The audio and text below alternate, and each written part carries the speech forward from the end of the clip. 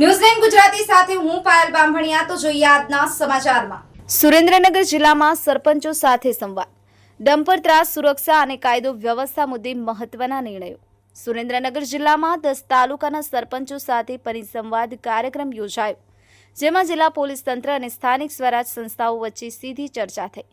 કાર્યક્રમમાં સુરેન્દ્રનગર ડીઆઈજી ગિરીશ પંડ્યા સહિતના વરિષ્ઠ અધિકારીઓ ઉપસ્થિત રહ્યા।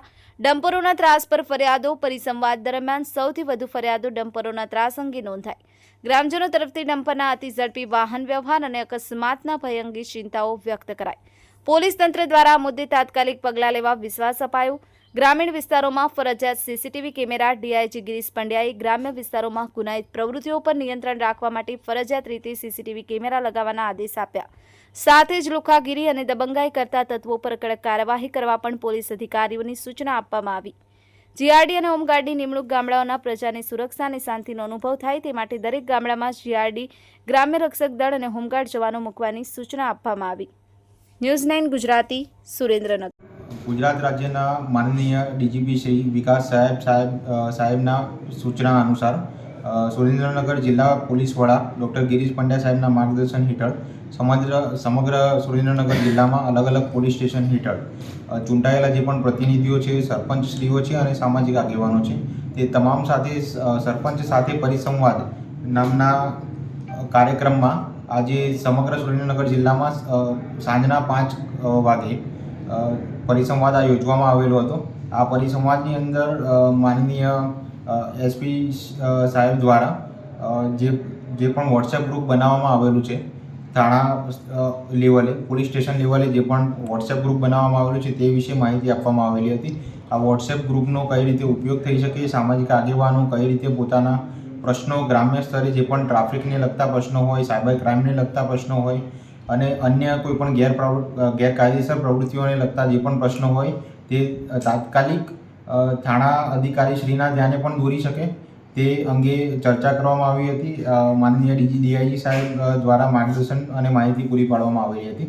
આ ઉપરાંત જે પણ લોકલ ઇન્ફોર્મેશન બ્રાન્ચ જે હોય છે તેમના પીઆઈ શ્રી પણ આ તમામ વોટ્સએપ ગ્રુપમાં પણ એક સભ્ય તરીકે રહેશે।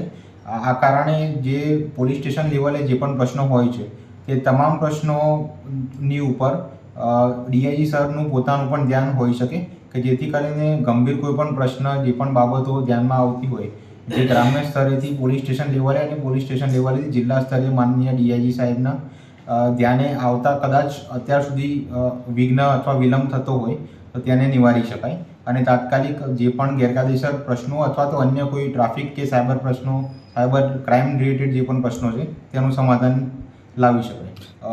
અત્યારે સુરેન્દ્રનગર જિલ્લાની વાત કરીએ તો જે પણ શહેરી વિસ્તાર છે, સુરેન્દ્રનગર સિટી એરિયાની અંદર હવે જે મ્યુનિસિપલ કોર્પોરેશન બન્યું છે, આ ઉપરાંત વિશ્વાસ પ્રોજેક્ટ માન્ય ગૃહ વિભાગની અંદર ચાલતો હોય છે, તો વિશ્વાસ પ્રોજેક્ટ ફેઝ 1ની અંદર સુરેન્દ્રનગર સિટી વિસ્તારને આવરી લેવામાં આવેલો હતો।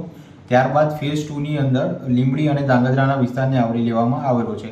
આ સીસીટીવી જે પણ છે એનું નેટવર્ક વધારવાની કામગીરી એટલા માટે જરૂરિયાત છે કેમ કે સીસીટીવી જે પણ વધશે તો તેના કારણે જે ફેટલ અકસ્માત થાય છે તેનું પણ ડિટેક્શન કરવામાં સરળતા ઉત્પન્ન થાય છે। આ ઉપરાંત અન્ય જે પણ ગરફોડ ચોરીના જે પણ પ્રશ્નો હોય છે, લૂંટના કે દાળના પ્રશ્નો હોય છે, તેનું પણ સીસીટીવી મોનિટરિંગ કરીને જે શક્ય હોય તેટલું ઝડપી ડિટેક્શન કરી શકાય છે।